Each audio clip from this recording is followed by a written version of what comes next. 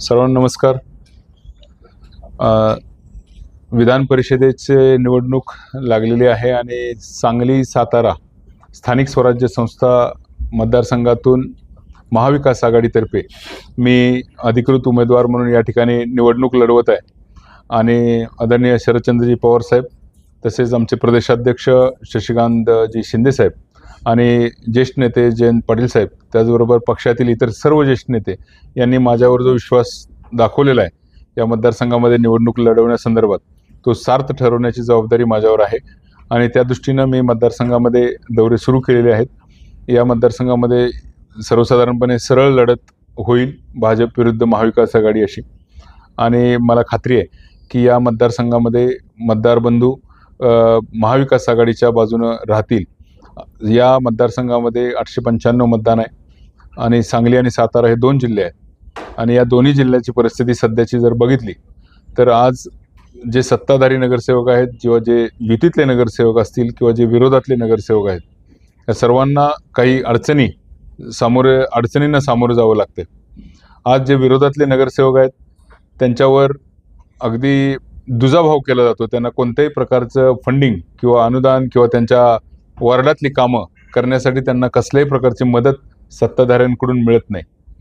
आणि ते फक्त विरोधकातल्या महाविकास आघाडीच्या नगरसेवकांबद्दल होतं असं नाही, तर जे युतीतले दुसरे 2 पक्ष आहेत, शिवसेना आणि राष्ट्रवादी, त्यांच्या नगरसेवक आणि जिल्हा परिषद सदस्यांनाही त्यांच्या मतदारसंघामध्ये आपली कामं पूर्ण करण्यासाठी आवश्यक ते फंड सत्ताधाऱ्यांकडून मिळत नाहीत.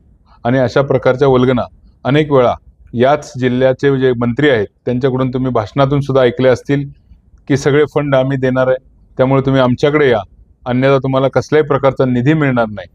तर अशा पद्धतीची गोष्टी या नगरसेवक आणि जिल्हा परिषद सदस्यांना भोगाव्या लागत आहेत. आणि नगरसेवक असू द्या, जिल्हा परिषद सदस्य असू द्या, आज एक व्यक्ती 15 ते 30 हजार लोकांचं प्रतिनिधित्व करत असतो. आणि इतक्या मोठ्या संख्येने लोकांचं प्रतिनिधित्व करत असताना त्यांची कामं प्रामुख्याने करणं ह्या त्या नगरसेवकाचं, जिल्हा परिषद सदस्याचं काम असतं. परंतु निधी अभावी आणि वरच्या सत्तेतल्या पक्षामधल्या लोकांच्या जो दृष्टिकोन आहे विरोधकांच्या बद्दल किंवा युतीतल्या दुसऱ्या पक्षांच्या बद्दल, त्यामुळं त्या निधीची उपलब्धता होत नाही, त्यांची कोणतीही कामं होत नाहीत. ही परिस्थिती झाली युतीतले दुसरे सदस्य आणि विरोधकांची. आज भाजपच्या नगरसेवकांची आणि जिल्हा परिषद सदस्यांची काय अवस्था आहे? आज त्यांच्या वॉर्डामध्ये जरी काही फंड पडले तरी त्यांच्या वॉर्डामध्ये ते काम कोणी करावं, ते काम कसं असावं, याविषयी त्यांना कोणताही अधिकार ठेवलेला नाही. केंद्रीय पातळीवरून सर्व अधिकार, सर्व टेंडर वाटले जातात. आणि त्या टेंडरमध्ये जर एखाद्या कॉन्ट्रॅक्टरनं चुकीचं काम करत असेल आणि भाजपचा नगरसेवक जरी त्या कॉन्ट्रॅक्टरला काही अरेरावी करत असेल किंवा तू हे चुकीचं करतोय म्हणत असेल, तरी सुद्धा कॉन्ट्रॅक्टर सरळ मंत्र्यांना फोन लावतात आणि वरून त्या नगरसेवकांना झापलं जातं, त्यांची झाडाझडती घेतली जाते. त्यामुळे स्वतःच्या वॉर्डातली जी कामं आहेत त्या कामंसुद्धा चांगली व्हावीत म्हणून भाजपचे नगरसेवक सुद्धा आपल्या तिथल्या स्थानिक कॉन्ट्रॅक्टरला सांगू शकत नाहीत. अशी परिस्थिती आहे.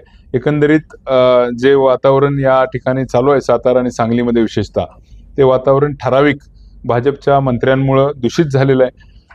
खरं तर ही भाजप विरुद्धची लढाई म्हणण्यापेक्षा भाजपचं नाव बदनाम करणारे जे मंत्री या ठिकाणी सातारा सांगलीमध्ये काम करतात, त्या मंत्र्यांच्या विरोधात ही लढाई आहे. त्यांनी खऱ्या अर्थानं मागच्या अनेक दिवसांपासून भाजपचं पक्षाचं नावही खराब केलं आहे आणि देवेंद्र फडणवीस साहेबांचं नावसुद्धा या मंत्र्यांमुळं खराब झालेलं आहे. आणि खऱ्या अर्थानं ही लढाई ही आमची त्या प्रवृत्ती विरोधात आहे. आणि त्यामुळं आम्हाला विश्वास आहे की या सातारा आणि सांगलीमध्ये निवडून आलेले जे लोकप्रतिनिधी आहेत त्यांनाही अशा या प्रवृत्तीचा ॲक्च्युली खूप त्रास होतो. आणि त्यामुळं हे लोकसुद्धा माझ्या पाठीशी खंबीरपणे उभं राहतील. आणि भाजपचे असू द्या किंवा महाविकास आघाडीचे असू द्या किंवा इतर त्यांच्या मित्रपक्षांचे नगरसेवक असू द्या, सर्वच लोक या ठराविक मंत्र्यांना त्रासलेले आहेत. आणि ते सगळे लोक माझ्या पाठीशी उभे राहतील ठामपणे, असा मला पूर्ण विश्वास वाटतो. त्यामुळे येणाऱ्या निवडणुकीत विजय हा नक्कीच महाविकास आघाडीचा उमेदवार म्हणून माझा होईल, यात मला शंका नाही. आणि त्यासाठी महाविकास आघाडीतले 3 सदस्य, काँग्रेस, शिवसेना, उबाटा आणि राष्ट्रवादी काँग्रेस पार्टी शरदचंद्रजी पवार, या 3 पक्षांचे नेत्यांची संपूर्ण फळी माझ्यासाठी या ठिकाणी मैदानात उतरलेली आहे. आणि त्यांच्या सर्वांच्या आशीर्वादानं, त्यांच्या सर्वांच्या साथीनं आम्ही हा विजय सुखकर करू असा मला पूर्ण विश्वास आहे. त्या निवडणुकीत त्यांचं नाव घेतलंच नाही. तुम्ही एक मंत्री म्हणताय, म्हणजे तुमची लढाई धैर्यशील कदमांच्या विरोधात आहे का त्या मंत्र्याच्या विरोधात? आणि कोण मंत्री आहेत? धैर्यशील कदम भाजपचे उमेदवार आहेत, पण त्यांना उभा करणारे जे नेते आहेत या ठिकाणचे, ते खऱ्या अर्थानं त्यांनी या जिल्ह्यातलं वातावरण दूषित केलेलं आहे. हा यशवंतराव चव्हाण साहेबांचा जिल्हा, हा वसंतदादा पाटलांचा जिल्हा, सुसंस्कृत राजकारण, सांगली आणि सातारा हा खऱ्या अर्थानं एक सुसंस्कृत राजकारणाचा वारसा असलेला जिल्हा आहे. आणि या जिल्ह्यामध्ये राजकीय वातावरण गढूळ आणि दूषित करण्याचं काम ज्या प्रवृत्तींनी केले, त्यांच्या विरोधात हा लढा आहे.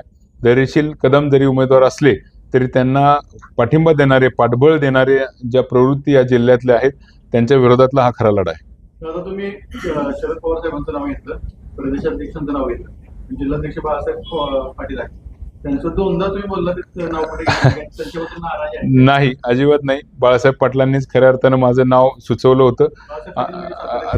साताराचे जिल्हाध्यक्ष बाळासाहेब पाटील यांचा मला प्रचंड पाठिंबा असतो.